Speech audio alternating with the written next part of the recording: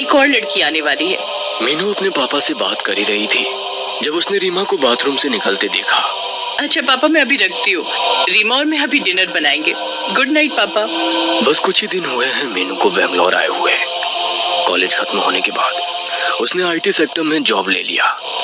नए शहर में इंसान बहुत जल्दी अकेला पड़ जाता है, इसीलिए मीनू को जब इस गर्ल्स हॉस्टल के बारे में अपने ही ऑफिस कॉलीग रीमा से पता चला तो वो भी इधर शिफ्ट हो गई। मकान मालिक ने यह घर वर्किंग वुमेन के लिए हॉस्टल जैसा बनाया है। पहले और दूसरे माले पर 4 लड़कियां रहती हैं और तीसरे माले पर रहती हैं मीनू और रीमा। लेकिन उनके बाजू वाले कमरे में एक और नई लड़की आने वाली है। दिन भर ऑफिस का काम करके दोनों ही बहुत थक चुकी थी, इसलिए वो गरम गरम फुलके वाली रोटी और चिकन बनाने में लग गई। मीनू और रीमा थोड़े से टाइम में ही बहुत अच्छे दोस्त बन गए हैं। वो बातें कर रहे थे और खाना बना रहे थे कि तभी अचानक मीनू ने गेट खोलने की आवाज सुनी। कोई सीढ़ियों से चलकर ऊपर आ रहा था। शायद नई लड़की आ गई। ये कहते हुए रीमा दरवाजा खोलने के लिए गई। फिर जैसे ही उसने दरवाजा खोला उसे एक अजीब सी बेचैनी हुई। चलने की आवाज धीरे धीरे पास आ रही थी। रीमा की दिल की धड़कन तेज हो गई। आवाज पास आती गई और धड़कन बढ़ती गई। किचन में अकेले खड़ी होकर मीनू सोच ही रही थी कि रीमा को इतना टाइम क्यों लग रहा है। तभी उसने पीछे मुड़कर देखा। रीमा दरवाजे पर खड़ी थी और उस तीसरी लड़की का कोई नामो निशान नहीं था। गैस को धीमे करके मीनू भी रीमा के पास आ गई। क्या हुआ? मीनू ने पूछा। तूने भी पैरों की आवाज सुनी ना? रीमा ने कहा। हाँ सुनी तो थी, फिर कोई अभी तक ऊपर क्यों नहीं आया? दोनों की आंखें अंधेरी सीढ़ी की तरफ अटकी रही। पैरों की आवाज अब बंद हो गई थी। चल नीचे चलकर देखते हैं, मीनू ने कहा। दोनों लड़कियां सीढ़ी से थोड़ा नीचे उतरी और फिर ऊपर से झांक कर देखा। एक लड़की दूसरे माले के स्टेयरकेस पे खड़ी थी। ऊपर से देखने पर लड़की का घुंघराले बालों से ढका हुआ सर नजर आ रहा था, लेकिन उसका चेहरा देख पाना मुश्किल था। उस लड़की के एक हाथ में सूटकेस और दूसरे हाथ में उसका फोन था। वो फोन पर अपनी माँ से बात कर रही थी। ध्यान से सुनने पर उसकी बातें सुनाई पड़ रही थी।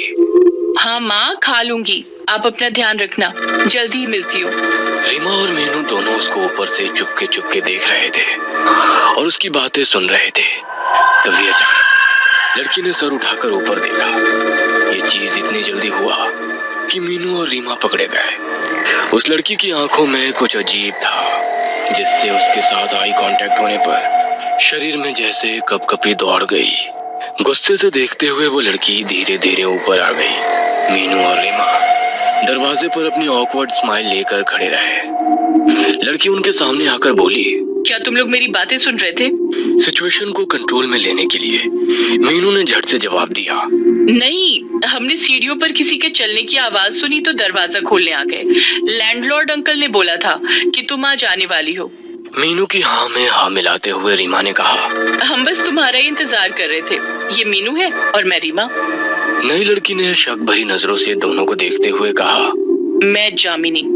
इससे पहले कि और बातें हो पाती, जामिनी अपना सूटकेस लेकर सीधा अपने रूम में चली गई और जोर से दरवाजा बंद कर दिया।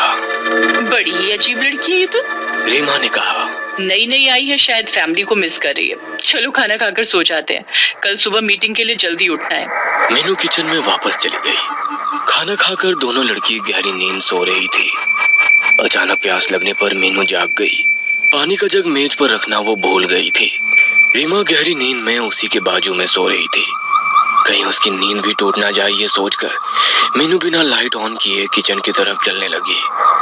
किचन के बाजू में ही जामिनी का कमरा था। उसका दरवाजा तब भी बंद था। किचन से पानी पीकर मीनू अपने रूम की तरफ लौट ही रही थी कि तभी उसे किसी के फुसफुसाकर बात करने की आवाज सुनाई दी। ध्यान से सुनने पर समझ आया कि आवाज जामिनी के कमरे से आ रही थी।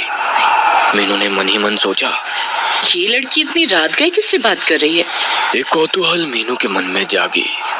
बहुत आहिस्ता से थोड़ी सी भी आवाज किए बिना मीनू जामिनी के दरवाजे तक पहुंची। फिर उसने हॉल से रूम के अंदर झांक कर देखा तो जामिनी बेड पर बैठी है। उसके खुले काले बाल हवा में उड़ रहे हैं और उसके सामने टेबल पर एक कैंडल जल रही है। जामिनी हाथ में एक फोटोग्राफ पकड़े हुए बेड पे बैठे बैठे झूल रही है और पागलों जैसे बड़बड़ कर रही है। उसके शब्द अच्छे से सुनाई नहीं पड़ रहे हैं, लेकिन उसका ऐसा झुलना काफी डरावना लग रहा है। मीनू कुछ समझ नहीं पा रही थी कि ये नई लड़की ऐसी क्यों है, कि तभी उसने ऐसा कुछ देखा जिससे उसके रोंगटे खड़े हो गए। जामिनी ने फोटोग्राफ को टेबल पर रखा और एक छोटा सा बक्सा उठाया। बक्से का ढक्कन खोल के उसके अंदर से उसने एक छिपकली निकाली। जामिनी ने छिपकली को उसकी पूंछ से पकड़ा हुआ था। उल्टी लटकती हुई छिपकली अपने जान की भीख मांगती हुई हवा में तैर रही थी, लेकिन जामिनी ने उसकी जान नहीं बख्शी।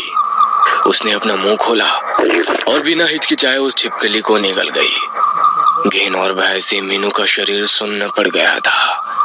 कैसे कोई जीता जागता इंसान छिपकली खा सकता है? कुछ तो गड़बड़ है इस लड़की के साथ। तभी अचानक जामिनी ने मीनू की तरफ सर घुमाया।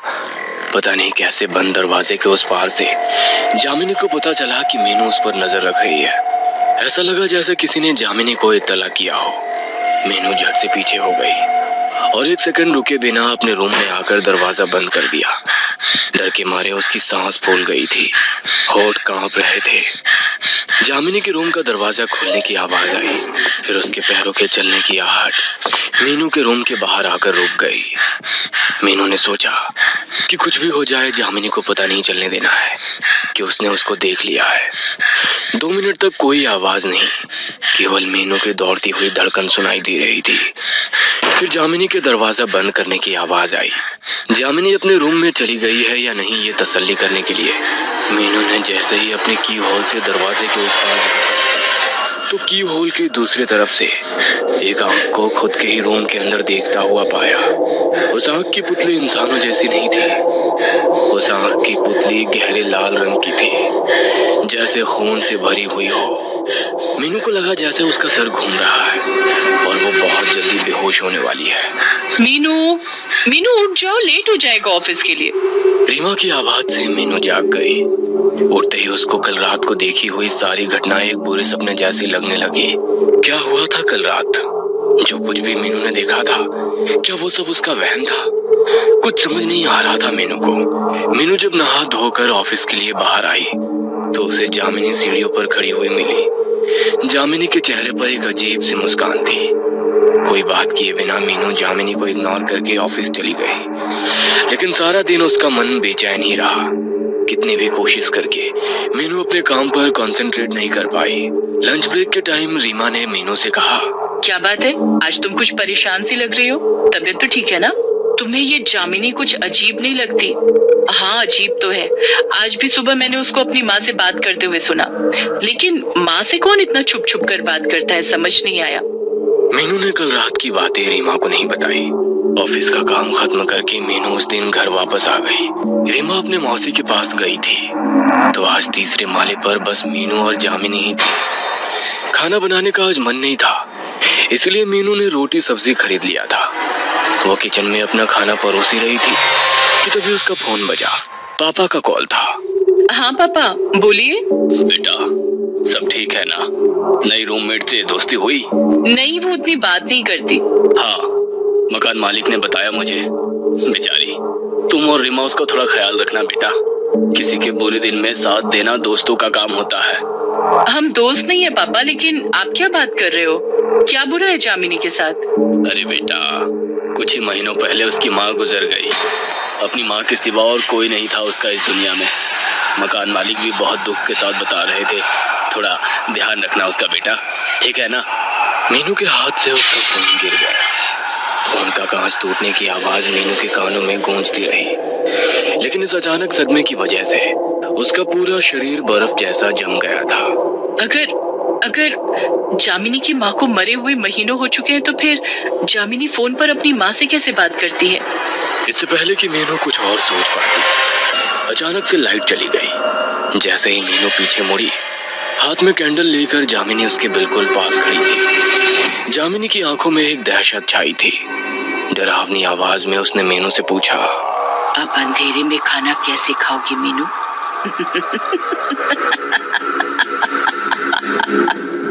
जामिनी को खिलखिलाकर हंसते हुए देख मीनू का गला सूख गया।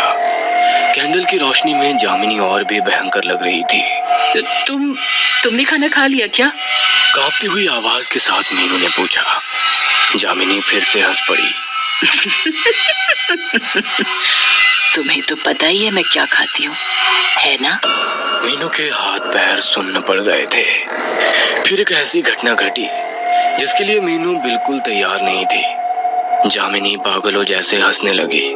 उसका पूरा बदन हंसी के प्रकोप से कांपने लगा था।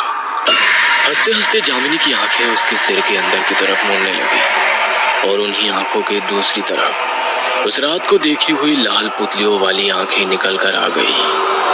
वो आंखें किसी इंसान की नहीं थी, वो आंखें थी शैतान की। डरते हुए मीनू ने चिल्लाकर कहा, जामिनी, ये तुम्हें क्या हो रहा है जामिनी? लेकिन अब जामिनी का शरीर उसके बस में नहीं था। वो बिल्कुल बदल चुकी थी। उसके चेहरे से दरिंदगी टपक रही थी, जैसे वो बरसों से खून की प्यासी हो। धीरे धीरे जामिनी अपने सर को दाएं फिर बाएं हिलाने लगी और बचपन में सुना हुआ जानी पहचानी लोरी गाने लगी। लकड़ी की काठी, काठी पे घोड़ा, घोड़े की दुम पे जो मारा, हथौड़ा, दौड़ा दौड़ा दौड़ा घोड़ा, दुम उठा के दौड़ा। पर अब उसके गले से जो आवाज निकल रही थी वो किसी लड़की की आवाज नहीं थी, वो आवाज थी किसी पिशाच की।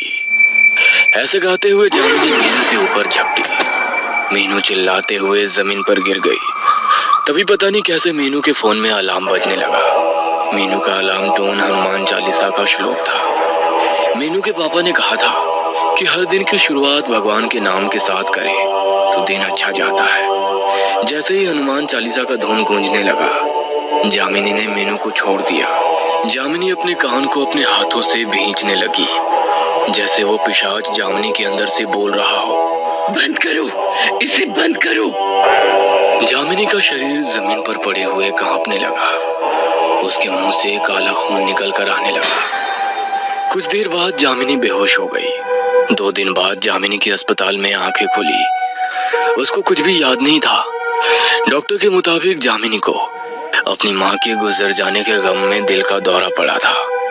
लेकिन मीनू जानती है कि जामिनी किसी अतृप्त आत्मा के वश में आ गई थी। शायद जामिनी जब अपनी माँ को बुलाती थी तभी कोई पिशाच उसके दुख का फायदा उठाकर जामिनी के ऊपर हावी हो गया था। मीनू को अब यकीन है कि जामिनी उस पिशाच के हाथों से मुक्त हो चुकी है। लेकिन अभी एक बात जो मीनू को खटक रही है वो ये कि सुबह का मॉर्निंग अलार्म शाम की 7:30 बजे कैसे चालू हो गया था। क्या वो जामिनी की माँ थी जिसने एक ही साथ अपनी बेटी और मीनू की मदद की?